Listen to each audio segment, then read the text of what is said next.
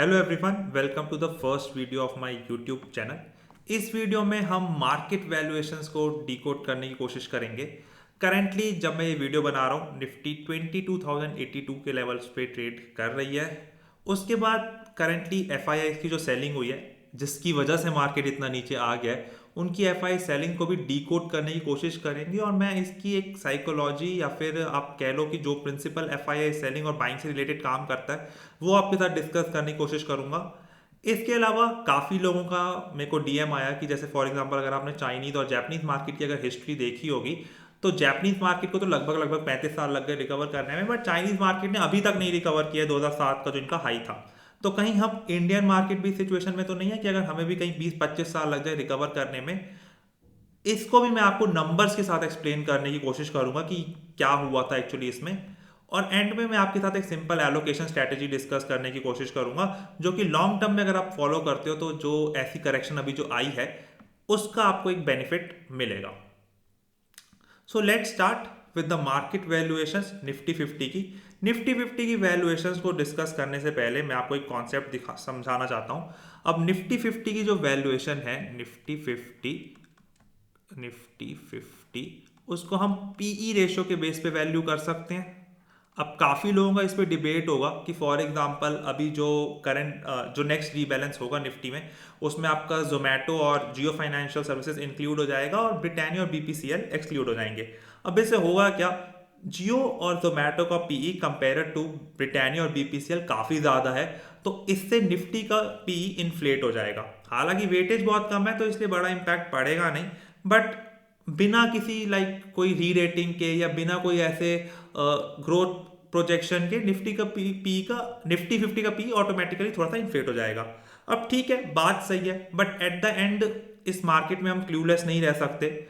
या तो हम पीई रेशो देखें, या अगर आपको पीई रेशो सही नहीं लगता तो आप प्राइस टू बुक देखो, या फिर आप हर कंपनी के कैश फ्लोज निकाल के उसे आज की डेट पे डिस्काउंट करो, जो सा मेथड आपको सही लगे। बट ओवरऑल ब्रॉड बेसिस पे हम पीई रेशो देखें तो वो काफ़ी अच्छा एक गाइडेंस फैक्टर बन जाता है पास्ट के डेटा को देखते हुए। अब पीई रेशियो को जब भी हम देखते हैं तो हम ऐसे ब्लाइंडली नहीं दे सकते कि पीई रेशियो को जस्ट हमने देख लिया और बता दिया कि ओवर वैल्यूड है, अंडर वैल्यूड है। पीई रेशियो को भी एक जज करने का एक तरीका होता है। अब फॉर एग्जांपल निफ्टी 50 की अगर हम बात करें तो हम लॉन्ग टर्म में कहते हैं कि निफ्टी 50 ने 12% का रिटर्न दिया हुआ है। एग्रीड। 12% के रिटर्न के साथ साथ मैं मान लूं निफ्टी 50 की 2% की डिविडेंड यील्ड भी होती है, तो लॉन्ग टर्म में निफ्टी का रिटर्न 14% हो जाता है डिविडेंड मिला के। अब 14% की अगर ग्रोथ कोई भी स्टॉक देता है तो उसको 1.5 टाइम्स का पीई मल्टीपल, वैसे तो 1.5 से भी ज्यादा मिल जाता है बुल मार्केट्स में, बट फेयर वैल्यू के बेसिस पे 1.5 टाइम्स ऑफ मल्टीपल मिल जाता है। मतलब अगर 14% की ग्रोथ है तो 1.5 कितना हो गया, 14 इंटू 1.5, 21 का पीई एक रीजनेबल पीई है। मतलब अगर अगर हाँ, एक चीज और, अगर 14% की निफ्टी में ग्रोथ आई है तो इसका मतलब लॉन्ग टर्म में कि 14% की अर्निंग्स में ग्रोथ आई है निफ्टी की। अगर आप लॉन्ग टर्म में कंपेयर करोगे तो निफ्टी 50 की जो भी कंपनी था उनकी अर्निंग्स की ग्रोथ भी 14% के आसपास ही रही है। तो 14% की ग्रोथ है इंटू 1.5 टाइम, तो 21 का पी एक रीजनेबल पी है निफ्टी 50 के लिए लॉन्ग रन के हिसाब से। अब निफ्टी 50 का पी हम कहाँ है वो मैं स्क्रीनर पे आके हम चेक कर लेते हैं। उसके लिए मैं एक बार स्क्रीनर पे निफ्टी 50 ओपन कर लेता हूँ। अभी चल रहा है आपका 19.6, और अगर मैं यहाँ पे पिछले 3 साल का भी देखूं या 5 साल का भी देखूं तो आपका आप ये जैसे यहाँ पे मीडियन पी 22.7 थोड़ा ज़्यादा ही दिखा रहा है, बट बाय द टाइम जैसे जैसे कंट्री की इकोनॉमी डेवलप करती है तो जो पीई का मल्टीपल है वो थोड़ा थोड़ा नीचे आता रहता है। तो अगर हम 3 साल का देखें तो अगेन हाँ 21.9 है। अभी हम कहाँ पर है, 19.6 पे हैं। तो ऑब्वियसली हम थोड़े अंडर वैल्यूड जोन में आ गए हैं। अब हम कितना अंडर वैल्यूड जा सकते हैं या कितनी और करेक्शन हो सकती है। अगर मैं वर्स्ट केस कोविड का भी उठा के देख लूं, आपका कोविड में भी अगर मैं मान लूं यहाँ पे 17 17 18 17 तक 17.2 तक मल्टीपल आ गया था। हालांकि कोविड जैसी सिचुएशन तो नहीं आएगी, तो 18 का भी अगर मल्टीपल आ जाए, अभी 19.6 है, तो अगर एक बार फिर से हम जरा जाएं, एक बार फिर से अभी करंटली आपकी निफ्टी ट्रेड कर रही है 22,082 पे।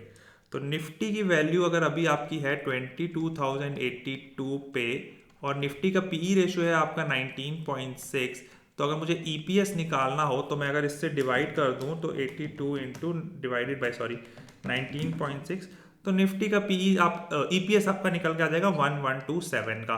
अगर मैं 18 एक वर्स्ट केस सिनेरियो मान के चलूं कि जिस हिसाब से अभी मार्केट गिरना शुरू हुआ है एक वर्स्ट केस सिनेरियो में, तो 1127 को अगर मैं 18 से मल्टीप्लाई करूं तो 20,286 हमारा एक वर्स्ट केस सिनेरियो निकल के आता है। वर्स्ट केस सिनेरियो मार्केट जाए ना जाए ये पता नहीं, बट हमें एक मेंटली प्रिपेयर रहना चाहिए कि हम कितने नीचे तक जा सकते हैं। तो अगर हम देखें अभी हम चार्ट्स पे अगर आ जाएं ट्रेडिंग व्यू में, मैं निफ्टी को ओपन कर लेता हूँ। यहाँ पे निफ्टी 20 कितना निकाला था हमने हमने निकाला था 20,286, थोड़ा सा लगभग यहाँ पे ही अगर मैं एक लाइन ड्रॉ कर लूँ तो कितनी दूर है हम 20,286 से, एक सेकेंड, यानी कि 8% की अगर और करेक्शन हमारी वर्स्ट के सिनेरियो में और आ सकती है। हो सकता है आए, हो सकता है ना आए, हम ऑलरेडी अंडर वैल्यूड जोन में हैं, बट मेंटली हमें प्रिपेयर रहना चाहिए 20,286 के लिए। हो सकता है यहाँ से भी रिवर्स कर जाए। अब उसके लिए एफ की बाइंग आनी चाहिए, उस पर भी मैं अभी थोड़ी देर पे आऊँगा कि एफ की बाइंग सेलिंग कैसे काम करती है। पर उससे पहले ये तो था निफ्टी 50 की बात, बट अगर वही चीज़ मैं निफ्टी मिड कैप 150 की बात करूं तो निफ्टी मिड कैप 150 की कंपनीज 18% से जनरली ग्रो कर जाती हैं। तो आप वही एक बार एक्सरसाइज आप भी कर सकते हो, 18% इंटू 1.5 लगभग आपका फिर वो हो जाता है 27 का मल्टीपल। बट अभी अगर आप देखेंगे निफ्टी मिड कैप 150 को तो 33.6 का मल्टीपल चल रहा है। तो मिड कैप 150 तो अभी भी थोड़े से रिस्की जोन में है। यही चीज़ आप स्मॉल कैप में कर सकते हो। स्मॉल कैप को आप 20% की ग्रोथ ज़्यादा मान सकते हो, और ये एक्सरसाइज आप स्मॉल कैप पे भी कर सकते हो। अब मेन क्वेश्चन हमारा जो आता है कि एफ की जो बाइंग आनी चाहिए वो कब आएगी। क्या एफ कभी आएंगे भी नहीं आएंगे, जिस हिसाब से सेल कर रहे हैं, इंडिया छोड़ के जा रहे हैं। काफ़ी लोगों को लगता है कि एफ आएंगे ही नहीं, तो चलो उसको भी मैं आपको समझाने की कोशिश करता हूँ। एक सेकेंड, फ्रेश पेज में ओपन कर लेता हूँ। देखो मार्केट में एक कॉन्सेप्ट आप हमेशा ध्यान में रखना, ये आपकी इन्वेस्टिंग जर्नी में आपको लॉन्ग टर्म में भी काम आएगा। Liquidity will chase valuation, liquidity will chase valuation. Liquidity का क्या मतलब होता है? लिक्विडिटी का मतलब होता है पैसा, मनी। मनी यानी कि जो इंस्टीट्यूशन का पैसा लगा हुआ है, आपका रिटेल इन्वेस्टर्स हो गए, वो वैल्यूएशन को चेस करेंगे। इसका मतलब क्या होता है? एग्जाम्पल से आप समझो। मान लो एक यूएसए का एफआईआई है, उसको अगर इंडिया में इन्वेस्ट करना है तो वो कितने परसेंटेज रिटर्न एक्सपेक्ट करेगा? आप 1 मिनट के लिए वीडियो को पॉज करो, इमेजिन करने की कोशिश करो कितना परसेंट एक्सपेक्ट करेगा। अगर आप कर पा रहे हो तो ठीक है, नहीं कर पा रहे हो तो I will help you. USA का जो इंडेक्स है S&P 500, उसने लॉन्ग रन में 10% का रिटर्न दिया हुआ है, डिविडेंड वगैरह सब कुछ मिला के। इंडिया का इंडेक्स आपको 12% की रिटर्न दे रहा है, ठीक है। तो अगर मान लो मुझे इंडिया में 12% मिल रहा है तो मैं इंडिया में क्यों इन्वेस्ट करूंगा? मुझे as an F I US में ही मैं इन्वेस्ट कर लूंगा। मुझे लॉन्ग रन में अगर 10% का मिल रहा है, ऊपर से आपकी करेंसी भी 5% से डेप्रिशिएट कर जाती है, तो अगर मुझे इंडिया में 17% मिल रहा है और यूएसए में 10% मिल रहा है तो मैं इंडिया को नहीं प्रेफर करूंगा, मैं यूएसए में ही रहना प्रेफर करूंगा। बिकॉज मेरे लिए कोई वो नहीं है, आप कह लो अपॉर्चुनिटी नहीं है। अगर मुझे निफ्टी में इंडेक्स लेवल के बेसिस पे 2% या 3% अगर मुझे दिखे कि यहां से निफ्टी 20% इस तक का मुझे रिटर्न दे, तो एज एन एफ मैं इंडिया में इन्वेस्ट करना प्रेफर करूंगा। सी एफ भी इन्वेस्टर्स हैं, हालांकि हमसे ज़्यादा रिसोर्सेज हैं उनके पास, बट वो इतने भी ओवर स्मार्ट नहीं है और इतने भी बेवकूफ़ भी नहीं है। वो सिंपल बस यही कैलकुलेशन थोड़े और इसको कॉम्प्लेक्स करके कर सकते हैं, कर लेते हैं। वो बहुत ही मतलब ये नहीं कि हम बहुत वो होते हैं कि मल्टी बैगर जाओ, बट जब आपके पास इतनी सारी कैपिटल होती है तो आप छोटे छोटे ऐसे रिस्क रिवॉर्ड रेशो को मेजर करते हो। तो अगर एक एफ को इंडिया में 20% मिलेगा तो वो यूएसए को से थोड़ा सा अपना विड्रॉ करके इंडिया में बाय करना प्रेफर करेगा। अब यही चीज अगर मैं एक बार आपको निफ्टी में समझाने की कोशिश करूं एक बार फिर से मैं निफ्टी का चार्ट ओपन कर लेता हूँ। तो हुआ क्या है निफ्टी में, यहाँ से ये एक सेकेंड ये हटा देता हूँ मैं। आप अगर निफ्टी में नोट करोगे, ये स्टॉप से पहले, ये जो अक्टूबर एक साल पहले मार्केट ने आपको, एक सेकेंड तो उल्टा लग गया, हाँ, प्राइस रेंज यहाँ अक्टूबर में लगभग लगभग 38% का मार्केट ने रिटर्न दिया है पिछले अक्टूबर से। आपका ये सितंबर तक एक साल में 38% का आपको रिटर्न दिया है। हम अभी मार्केट में जब जब हम डिस्कस कर रहे थे यहाँ पे, तो मैंने आपको डिस्कस किया था कि निफ्टी 14% का रिटर्न दे देती है डिविडेंड डिविडेंड मिला के, बट निफ्टी ने कितना रिटर्न दे दिया, 38%। तो एक एफआईआई जिसको सिर्फ और सिर्फ 20% चाहिए था, उसका तो 20% का काम हो गया, ठीक है। 18% मार्केट ने और दे दिया। अब हर साल तो मार्केट उस 18% पे ग्रोथ नहीं कर सकती, तो ऑब्वियसली ये 38% जो है ये सस्टेनेबल नहीं है। तो एक एफआईआई को अपना 20% मिला, उसके बाद यहां से एफआईआई ने यहां से कहीं से उससे पहले से ही अपना एग्जिट, जब उनका 20% का टारगेट पूरा हो गया उसके बाद उन्होंने एग्जिट करना शुरू कर दिया। और एफआईआई जब पोजीशन जैसे यहाँ पे रैली आती है तो रिटेल इन्वेस्टर उसे बाद में ज्वाइन करते हैं। तो एफआईआई ने तो यहीं से कहीं से एग्जिट करना शुरू कर दिया होगा। उसके बाद जब रिटेलर थोड़े से, मतलब फॉर एग्जांपल ये देख के कि बहुत ही ऑप्टिमिज्म है, एक्चुअली होता क्या है ना, जब मार्केट ऊपर होती है तो नैरेटिव अलग होता है, और जब मार्केट नीचे हो जाती है तो नैरेटिव भी बदल जाते हो। नैरेटिव मतलब स्टोरीज, उस हिसाब से यहाँ तक स्टोरीज चल रही होगी इंडिया की 2050 में ये हो जाएगा वो जाएगा, और जब यहाँ पे गिर रही हो तो स्टोरी बदल जाती है। बट होता कुछ नहीं है, सारा वैल्यूएशन का ही गेम है। तो जब एफआईआई को इंडिया फिर ओवर वैल्यूड लगने लग जाएगा तो वो कहीं और जाएंगे। अब करेंटली क्या हो रहा है, अपना जो एफआईआईज है वो ब्राजील हो गया, आपका चाइना हो गया, वहां जाना है बिकॉज वहां के वैल्यूएशन मल्टीपल अब उन्हें अट्रैक्टिव लग रहे हैं। तो सिमिलरली जब इंडिया के वैल्यूएशन मल्टीपल, अभी वैसे निफ्टी तो अट्रैक्टिव हो गया, जब मिड कैप वाले और अट्रैक्टिव होंगे तो ऑब्वियसली मनी आएगा। सी लिक्विडिटी वैल्यूएशन को चेज करेगी करेगी करेगी करेगी। निफ्टी में हो गए हैं कुछ स्टॉक अभी अच्छे लेवल पे आ गए हैं, और एफआईआईज को भी जब, मतलब सी एफआईआईज पूरी ये सब कैलकुलेशन करके रखते हैं वैल्यूएशन के, उनको भी जो वैल्यूएशन अट्रैक्टिव लगेगा वो जरूर अपना पैसा वहां लगाएंगे। निफ्टी 50 अगेन मैं कह रहा हूं अट्रैक्टिव वैल्यूएशन पे है। मिड कैप और स्मॉल कैप अभी भी थोड़े से, मैं कहूंगा, ओवर वैल्यूड जोन में है।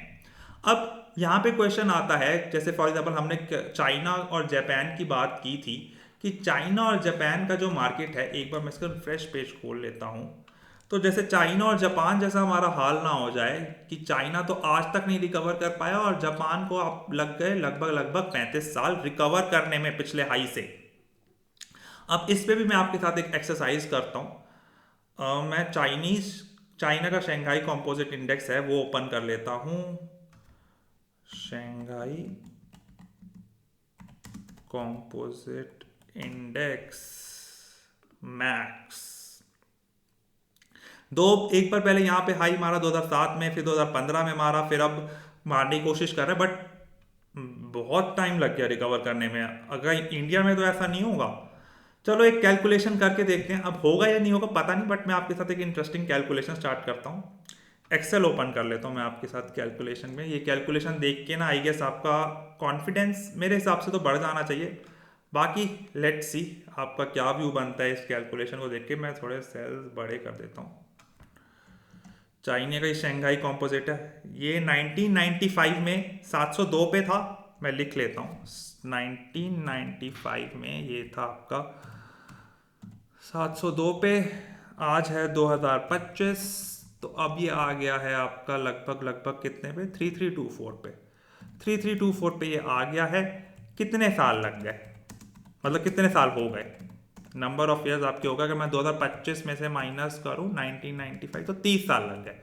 तो कितना केगर दिया लॉन्ग रन में 30 साल में चाइना के मार्केट ने। तो इसका एक फॉर्मूला होता है रेट, ये मैं लगा देता हूं। अगर आपको समझ आता है ये फॉर्मूला कैसे लगता है तो ठीक है, नहीं समझ आता तो कोई बात नहीं, आप मैं जो कैलकुलेशन कर रहा हूँ उसको देखो। इसको प्रेजेंट वैल्यू, और ये है जस्ट इसको कैगर, मतलब जो रेट है उसको निकालने के लिए फॉर्मूला यूज होता है। तो 5% आ गया, अगर मैं एग्जैक्ट देखूँ तो 5.32%। 5.32% अगर आ गया चाइना का लॉन्ग टर्म का केगर, तो काफ़ी लोग कहेंगे यार ये तो बहुत ही बेकार है, इसकी जगह तो हम एफडी कर लेते, बॉन्ड्स ले लेते, हम क्यों इक्विटी में अपना पैसा डाल रहे हैं। तो हम किसी भी जो इन्वेस्टमेंट्स होती हैं उसको हम ऐसे आइसोलेशन या एब्सोल्यूट नंबर्स में नहीं देख सकते, इसको हमें कंपेयर करना चाहिए इन्फ्लेशन से और अदर ऑल्टरनेटिव अपॉर्चुनिटी। मतलब अगर मैं इक्विटी में नहीं डाल के एफडी में डालता तो मुझे कितना मिलता पैसा, तो हम उसको भी चेक कर लेते हैं। फिर से गूगल पे जाते हैं, यहाँ पे Chinese inflation rate, Chinese inflation rate annual, ये क्या आ रहा है, अगर हम लॉन्ग टर्म एवरेज देखें जो यहाँ पे आप पढ़ सकते हो 1.59%, तो यानी ओवरऑल लॉन्ग टर्म में इक्विटी ने, यहाँ पे अगर मैं चाइना में इन्फ्लेशन रेट देखूं तो चाइना का आपका इन्फ्लेशन रेट आपका आ गया 1.59%, तो यानी कि लॉन्ग टर्म में इक्विटी ने इन्फ्लेशन को बीट किया। अब अगर मैं अदर ऑल्टरनेटिव देखूं, चाइना का सेविंग रेट,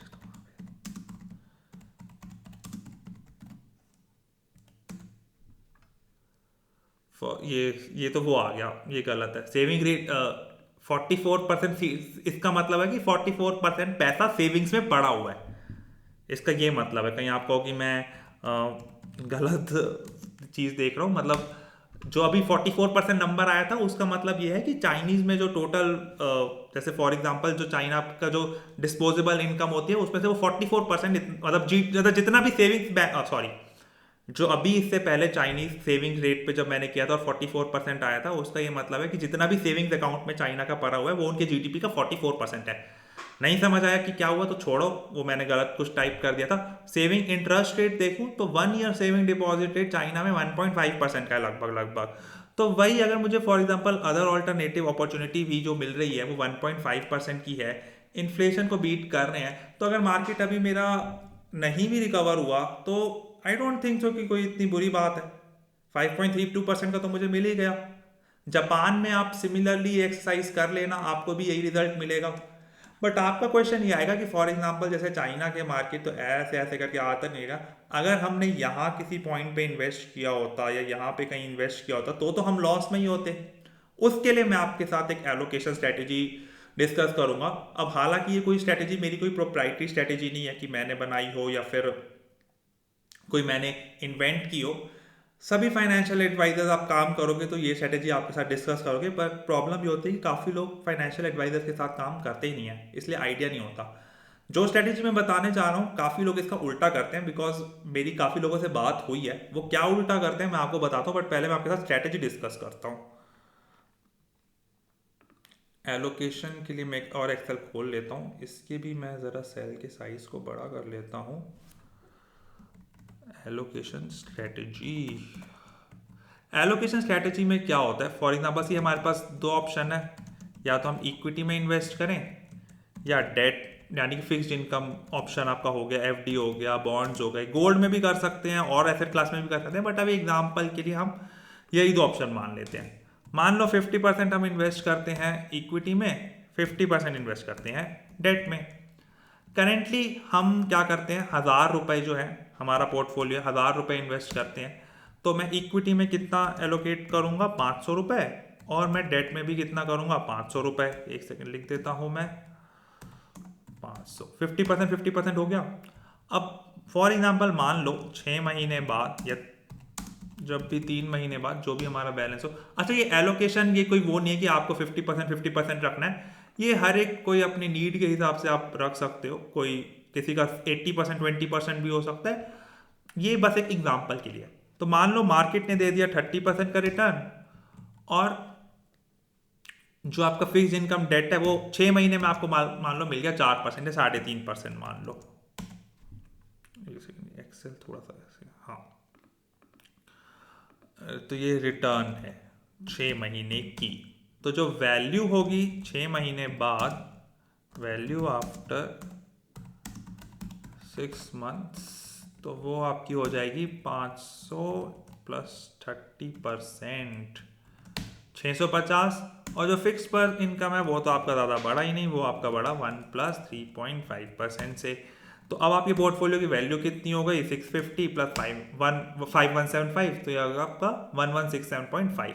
अब आपकी एलोकेशन रेशो कितनी हो गई, तो अब हम एलोकेशन रेशो निकालने की कोशिश करेंगे। तो 650 डिवाइडेड बाय 1167, तो यानी कि लगभग लगभग ये 56% हो गया आपका।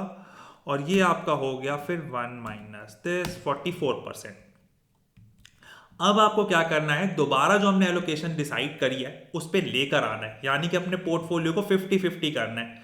वो मैं कैसे कर सकता हूं, अगर मैं इक्विटी बेच के डेट में पैसा डालूं, या फिर अगर मुझे बेचना नहीं है तो नया पैसा जो मैं डालूंगा वो इस हिसाब से डालूंगा कि मेरा फिक्स इनकम और इक्विटी में जो अमाउंट है वो बराबर हो जाए, या फिर 70-30 या जो भी रेशो हो जाए। अभी मैं मान लेता हूं कि मैं सेल कर देता हूं, तो मुझे अगर 50-50% करना है तो मुझे 1167 का 50%, सॉरी ये मैंने गलत सेल सेलेक्ट कर दी, तो मुझे इसका 50% चाहिए इक्विटी में, यानी 583 होना चाहिए। तो मैं 650 में से अगर कितना बेचूं कि 583 आ जाए, तो अगर मैं 66.25 इक्विटी में सेल करता हूं तो मेरा ये पोर्टफोलियो बन जाए, तो मेरी इक्विटी में वैल्यू रह जाएगी 583, और यही 66.25 अगर मैं बाय कर लेता हूं डेट में, मतलब जो मैंने इक्विटी से बेचा उसको मैंने बाय कर लिया, तो ये आपका अगर अब दोनों बराबर हो गए, ठीक है। तो मेरा ये हो गया मेरा न्यू पोर्टफोलियो या फिर रिवाइज पोर्टफोलियो वैल्यू। अब होगा क्या, फॉर एग्जांपल आफ्टर 6 मंथ्स फिर क्या होता है, मार्केट अब हो जाती है 15% से गिर जाती है, यहां तो आपको 3.5% ही मिलेगा। तो 583.75 इंटू 1 प्लस दिस, तो अब आपकी वैल्यू हो गई है 496, और यहाँ तो आपको ये मिल ही रहा है 3.5%, तो ये आपका हो जाएगा 1 + 604। अब हुआ क्या, अब इसको इसे थोड़ा छोटा कर देता हूँ। तो जो वैल्यू आफ्टर नेक्स्ट 6 मंथ, ये आपकी अब वैल्यू कितनी हो गई, एक सेकेंड इसको थोड़ा और बड़ा कर दो, 490। अब आपकी डेट में ज्यादा हो गया। अब आपको क्या करना है, अब आपको डेट बेच के इक्विटी में लाना है। अब आपका पोर्टफोलियो अब कितने का हो गया, 496 + 604, 1100 का। तो यानी कि मुझे ये 550 के आसपास चाहिए, तो यानी 550 में से अगर ये मैं माइनस कर दूं तो मुझे 53 जो है, 53 अगर मैं यहां से सेल करूंगा डेट से, 53 अब मुझे डेट से सेल करनी है और इक्विटी में बाय करनी है। तो फिर से मेरा एलोकेशन 50% हो जाएगा, आप चाहे तो ये चेक कर सकते हो, ठीक है। अब इस स्ट्रेटेजी में हो क्या रहा है, इस स्ट्रेटेजी में हमारा एलोकेशन कब बढ़ेगा, जब मार्केट बढ़ेगी। तो जैसे जैसे मार्केट बढ़ रही है हम अपना प्रॉफिट बुक करके फिक्स इनकम की तरफ लेके जा रहे हैं, यानी कि महंगे में हम बेच पा रहे हैं। और जब मार्केट गिर रही है, यानी कि जब मार्केट की वैल्यूएशन अट्रैक्टिव हो रही हैं, सस्ती हो रही हैं, तब हम खरीद रहे हैं, तब हम अपने फिक्स इनकम को बुक कर रहे हैं। काफी लोगों से जिनसे मेरी बात होती है वो कहते हैं कि क्या अब जैसे फॉर एग्जांपल मार्केट गिर रही है तो हम पैसे निकाल के हम फिक्स इनकम में डाल दें, मतलब आप उल्टा काम करने की कोशिश कर रहे हो। इस स्ट्रेटेजी में आप देखो, महंगे में आप बेच पा रहे हो, प्रॉफिट्स बुक कर पा रहे हो, और सस्ते में आप खरीद पा रहे हो। लॉन्ग रन में ये स्ट्रेटेजी आपको बहुत अच्छी तरीके से पोर्टफोलियो मैनेज करने में मदद करेगी। अभी टाइम क्या है, अभी टाइम है इक्विटी में एलोकेशन बढ़ाने का, मेरे हिसाब से लार्ज कैप्स में। अभी तो धीरे धीरे आगे आने वाले वीडियोस में मैं आपके साथ कुछ स्टॉक्स जिनकी कॉन कॉल्स इंटरेस्टिंग है, जो अट्रैक्टिव वैल्यूएशंस पे हैं, जिनको आप एक्यूमुलेट कर सकते हो, उनको आपके साथ मैं स्टडी करूंगा। वही अभी हमने कहा था ना कि जैसे अगर चाइना कभी रिकवर नहीं कर पाया, अगर हमने टॉप पे भी इन्वेस्ट किया, तो अगर आप टॉप पे भी इन्वेस्ट करोगे तो आप धीरे धीरे फिक्स्ड इनकम की तरफ अपना पोर्टफोलियो डालते रहोगे, और जब नीचे आएगा आपका मार्केट तो आप फिक्स्ड इनकम से इक्विटी में डालते रहोगे। यानी कि अगेन जब नीचे आ रही है तो आप सस्ते में खरीद पा रहे हो एफडीज बेच के, और जब महंगी हो रही है तो आप प्रॉफिट्स बुक कर पा रहे हो टाइमली तो कर नहीं, 6 महीने में कुछ भी हो सकता है। अगर मार्केट तेजी से बढ़ जाता है तो हम 3-3 महीने में भी एक्सरसाइज कर सकते हैं। ये बहुत ही सिंपल स्ट्रैटेजी है, हर फाइनेंशियल एडवाइजर यही स्ट्रैटेजीज पे काम करता है, बट प्रॉब्लम ये है कि काफ़ी लोग फाइनेंशियल एडवाइजर के साथ काम करते नहीं है। मैं ये नहीं कह रहा कि आपको करना चाहिए नहीं करना चाहिए, वो आपका पर्सनल कॉल है, बट ये स्ट्रैटेजी आप कर सकते हो, फॉलो कर सकते हो। इससे आपको आइडिया लगेगा कब आपको इक्विटी बाय करना चाहिए, कब आपको इक्विटी सेल करना चाहिए, बहुत ही सिंपल सीधी स्ट्रैटेजी है। आगे हम और भी थोड़ी कॉम्प्लेक्स स्ट्रैटेजीज आपके साथ डिस्कस करूंगा आने वाली वीडियोस में।